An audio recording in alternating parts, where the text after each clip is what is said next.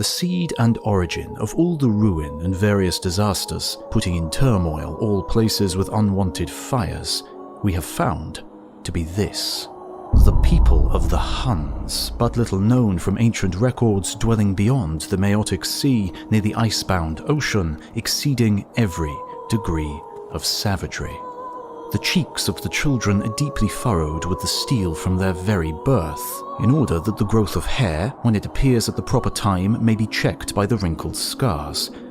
They grow old without beards and without any beauty, like eunuchs. They all have compact, strong limbs and thick necks, and are so monstrously ugly and misshapen that one might take them for two-legged beasts.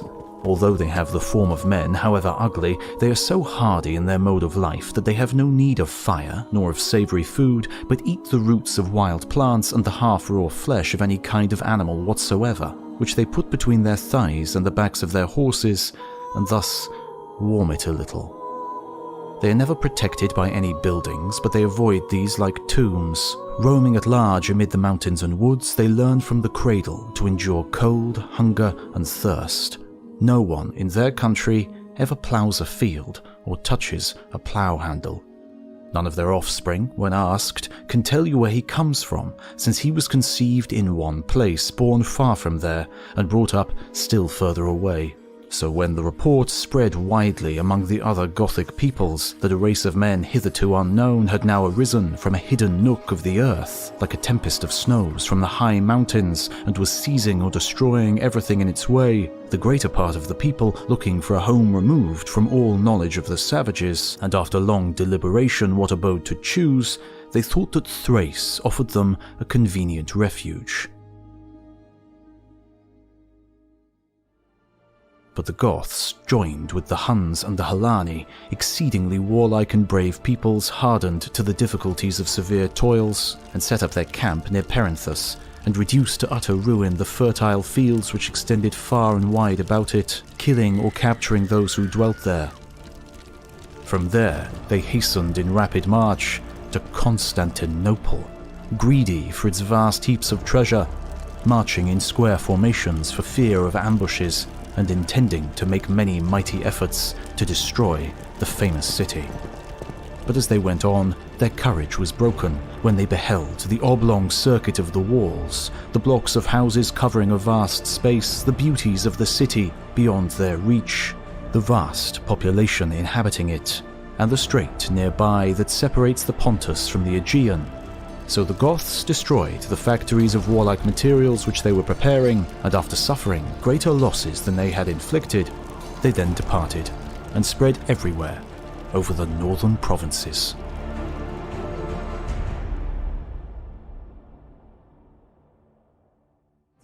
In war, events of importance are the result of trivial causes. So said Julius Caesar. Misunderstandings when two cultures meet for the first time can quickly turn to battle. And so our sponsor today is War Thunder, the most comprehensive vehicle combat game out there, and one that transports you back in time to battles from the 1920s to the present day with a choice of more than 2,000 super detailed tanks, planes, helicopters and ships, placing you in frantic player versus player action. It's available on PC, Xbox Series X and S, PS5 and previous generations, and whether you want a super accurate simulation or some wild fun, there are loads of immersion levels available. My personal favourite part is how customizable the vehicles are. I've been enjoying immersing myself in the different time periods and the thousands of different customizations on offer. Join me as I crash my favourite Spitfire again and again and receive a free bonus pack with a premium account, vehicles, boosters and lots more by clicking on the link in the description. Thanks to War Thunder for supporting history content on YouTube.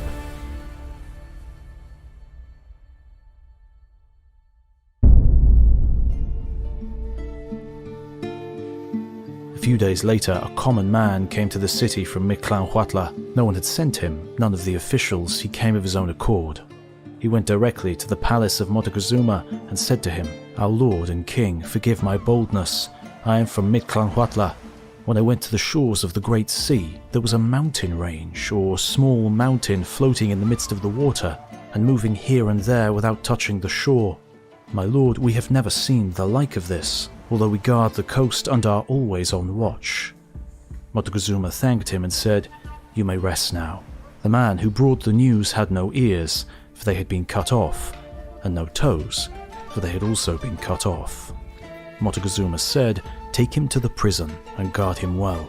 Then he called for a priest and appointed him his grand emissary. He said to him, "Go to Quetlatztlan and tell the official in charge of the village that it is true. Strange things have appeared in the Great Sea.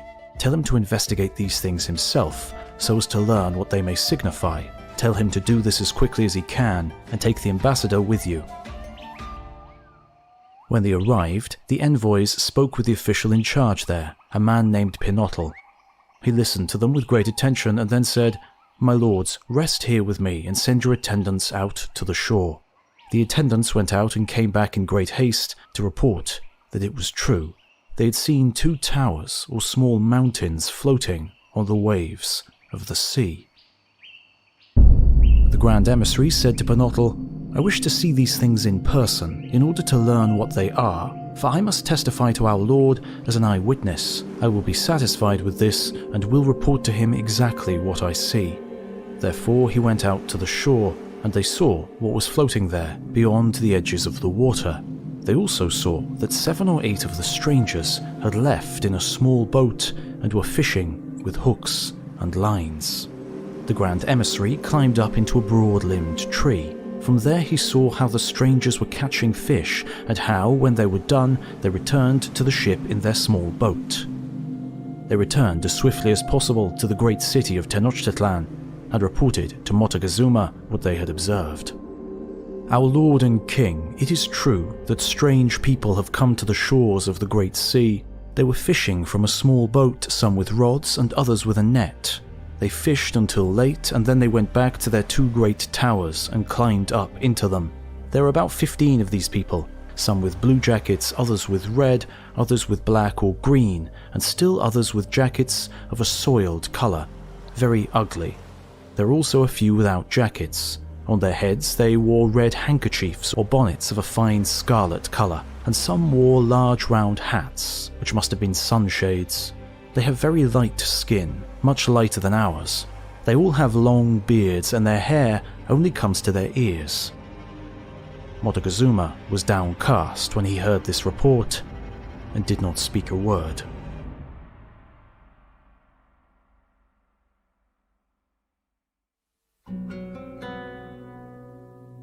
In my other account, most excellent prince, I told your majesty of all the cities and towns which until then had offered themselves to your royal service, and which I held subjugated and conquered for you. I also mentioned that I had information of a great lord called Montezuma, of whom the natives of this country had told me, and who lived, according to their computation of distances, about 90 or 100 leagues from the coast and port where I had disembarked, and that, confiding in the greatness of God and relying to the power of your highness's royal name, I had decided to go and see him, wherever he might be.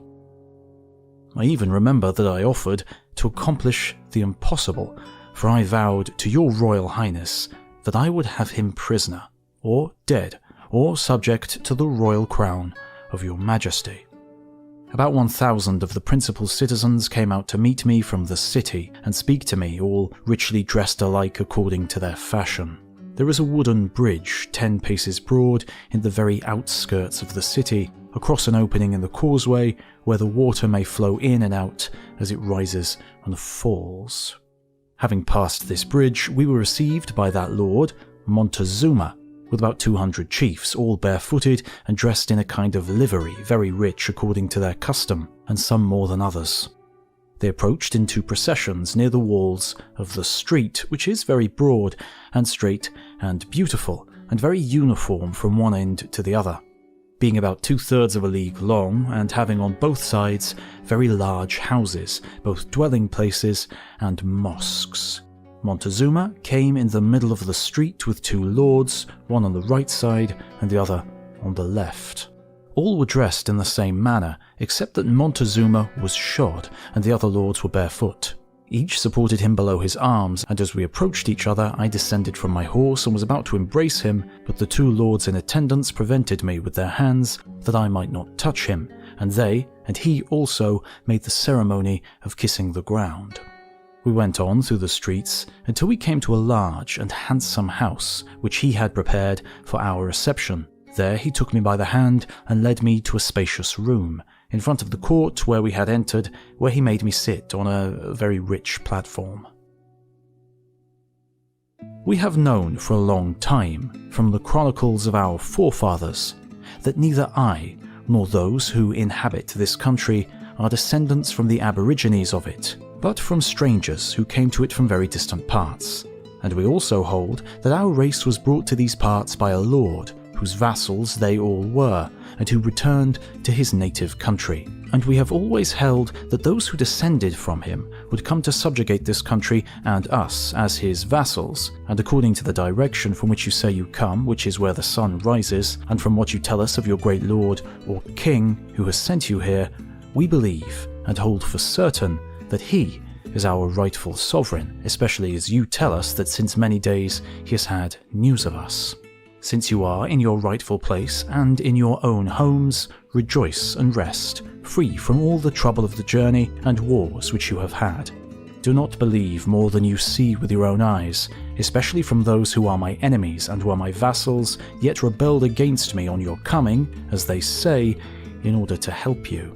I know that they have told you that I have houses with walls of gold, and that the furniture of my halls and the other things of my service were also of gold, and that I am, or make myself, a god, and many other things. The houses you have seen are of lime, and stone, and earth. And then he held up his robes, and showing me his body, he said to me, Look at me, and see that I am flesh and bones, the same as you, and everybody, and that I am mortal and tangible. And touching his arms and body with his hands, look how they have lied to you. I answered to all he said, certifying that which seemed to be suitable. After this he took his leave, and when he had gone, we were well provided with chickens and bread and fruits and other necessities, especially such as were required. Thus I passed 6 days well provided with everything necessary, and visited by many of the lords. 6 days having passed, most invincible prince, after I had arrived in the city of Temixtitan, and having seen something of it, although little in proportion to the amount there is to be seen and noted, it appeared to me, even from what I had seen of it and the country, that it would be conducive to your Royal Highness's service, and to our security, that Montezuma should be in my power, and not at his entire liberty, so that he might not relax his intention and disposition to serve your highness. I thought this, especially because we Spaniards are somewhat touchy and importunate, and if he should happen to become angry, he could do us such injury with his great power that there would remain no recollection of us. And so I determined to seize him and confine him in my quarters, which are very strong. I stationed sufficient guards on the cross streets and went to the palace of Montezuma, as I had at other times gone to see him, and after conversing with him lightly on pleasant subjects, and after he had given me some valuables in gold and one of his daughters, and some daughters of other lords to some of my companions, I told him that I had learnt of what had happened in the city of Nautacal or Almeria, and about the Spaniards whom they had killed there, and that Qualpopoca gave them his excuse that all he had done had been by Montezuma's order, and that, as his vessel, he could not have done otherwise. I said that he ought to send for him and the other chiefs who had helped him in the murder of the Spaniards, so that the truth might be known, and they be punished, and your majesty might clearly perceive his good disposition. Otherwise, the reports of these wicked men might provoke your highness to anger against him, from which, instead of the favours your highness would now grant him, evil would result, for I was convinced that the truth was contrary to what they declared. He immediately sent for certain of his people, to whom he gave a small stone figure, like a seal, which he wore tied to his arm, ordering them to go to the city of Almeria, which is about 60 or 70 leagues from that of Muxtitan, and bring the said Qualpopoca. These men immediately left, and after they had gone, I told Montezuma that I was very grateful to him for the diligence he had used in the imprisonment of these men, for I must render an account to your Royal Highness for those murdered Spaniards. To enable me to give this, it now only remained that he should stop in my quarters until the truth was established, and it was known that he was blameless. I earnestly prayed him not to feel pained at this, because he would not be kept a prisoner but would have entire liberty, well assured that he should suffer no annoyance or unpleasantness, but rather that, in addition to his own attendants, my companions would also obey his commands. We had much conversation and argument about this, which would be too lengthy to write as well as little bearing on the case, hence I will not say more than that he finally agreed to come with me. Thus we went to my quarters without causing any commotion in the city, although some had begun, but when Montezuma heard of it, he ordered it to be stopped, and thus all was completely quiet, as though nothing had happened. And this continued all the time I kept Montezuma prisoner. Those who had been sent for Qualpopoca and the others who had killed the Spaniards returned, bringing the said Qualpopoca and one of his sons, and with them 15 other persons, and afterwards they confessed that they had killed the Spaniards. And so I had them interrogated as to whether they were vassals of Montezuma. Qualpopoca answered, asking if there existed any other lord of whom he might be vassal, as much as to say there was no other. I likewise asked them if what had been done there was by Montezuma's order, and they answered, no. When the sentence that they should be burned was carried into execution, all with one voice said it was true that Montezuma had ordered them to do it, and that they had obeyed his command. So they were burned publicly, in one of the squares, without occasioning any commotion, and the day when they were burned, as soon as they confessed that Montezuma commanded them to kill the Spaniards, I ordered him to be put in chains, which frightened him.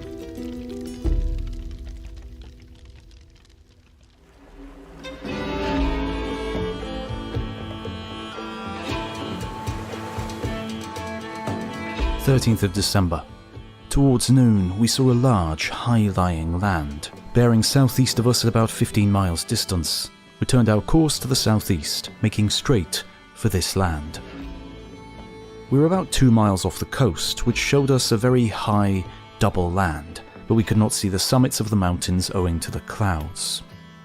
18th of December. At sunset, when it fell calm, we dropped anchor. About an hour after sunset, we saw a number of lights on shore and 4 boats close inshore, 2 of which came towards us. The men in the 2 prows began to call out to us in a rough, hollow voice, but we could not understand a word of what they said.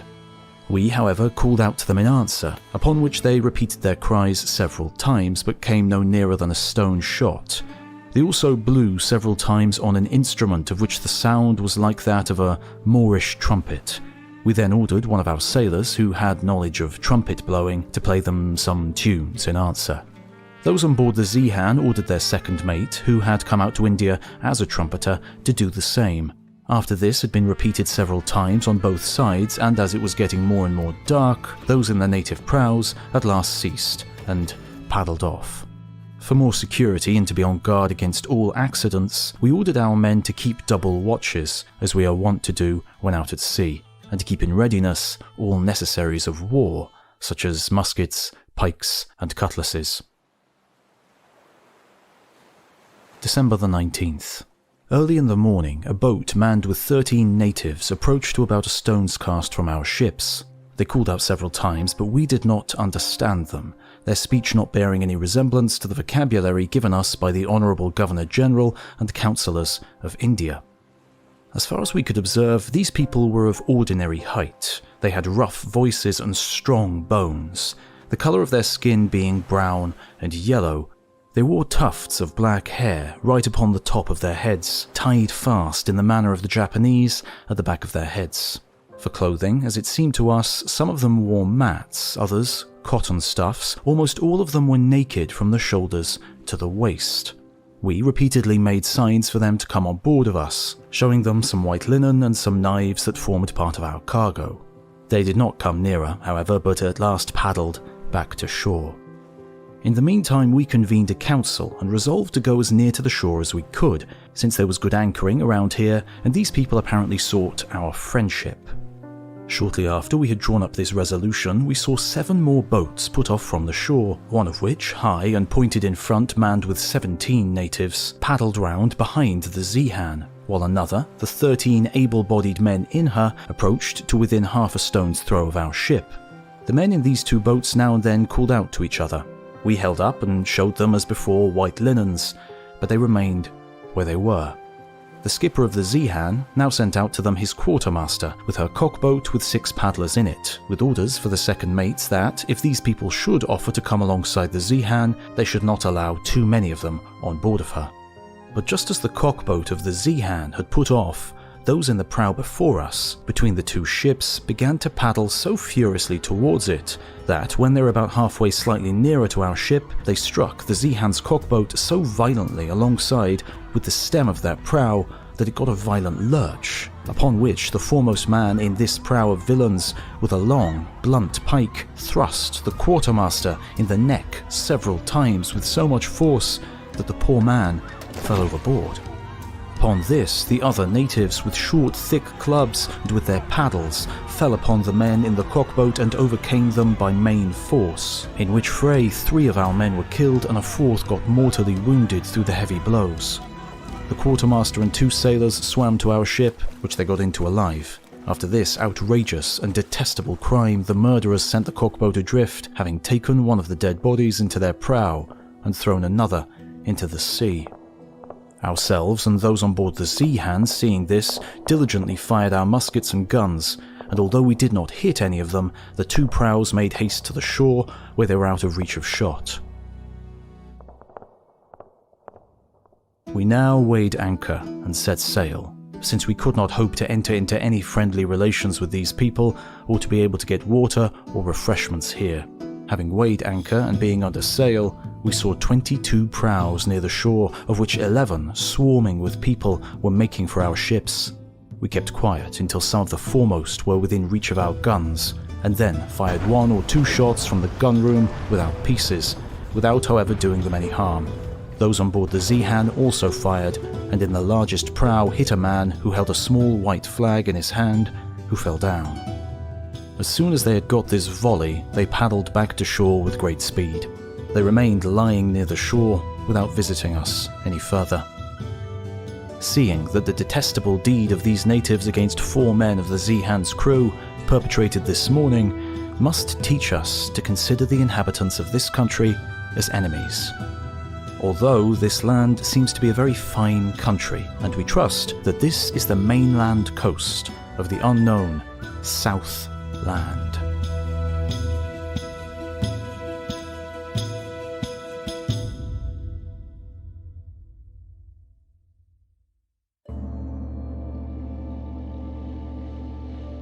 You, O King, live beyond the confines of many seas.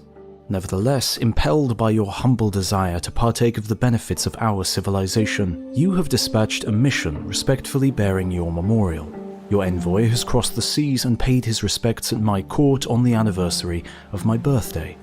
To show your devotion, you have also sent offerings of your country's produce. In consideration of the fact that your ambassador and his deputy have come a long way with your memorial and tribute, I have shown them high favour and have allowed them to be introduced into my presence.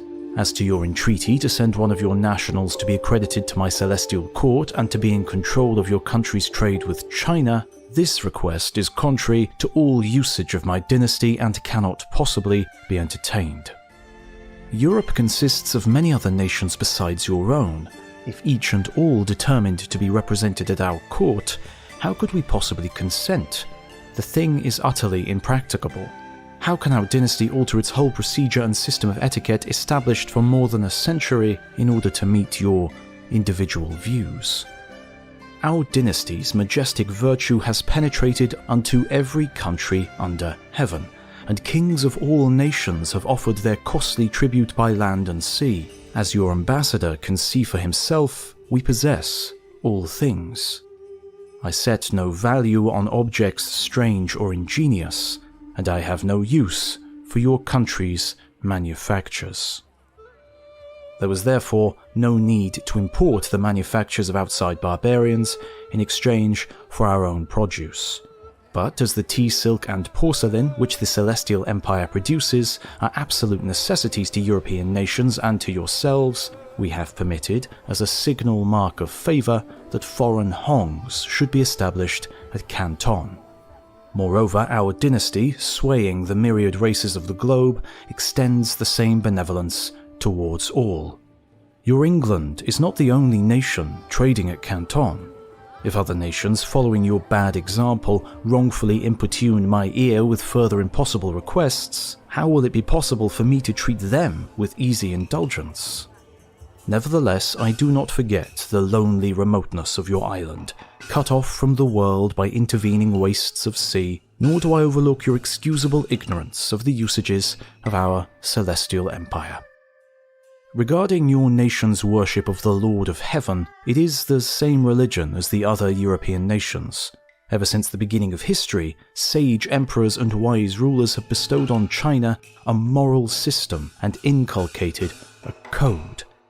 There has been no hankering after heterodox doctrines. The distinction between Chinese and barbarian is most strict, and your ambassador's request that barbarians shall be given full liberty to disseminate their religion is utterly unreasonable. It may be, O King, that the above proposals have been wantonly made by your ambassador on his own responsibility, or you yourself are ignorant of the dynastic regulations and had no intention of transgressing them when you expressed these wild ideas and hopes.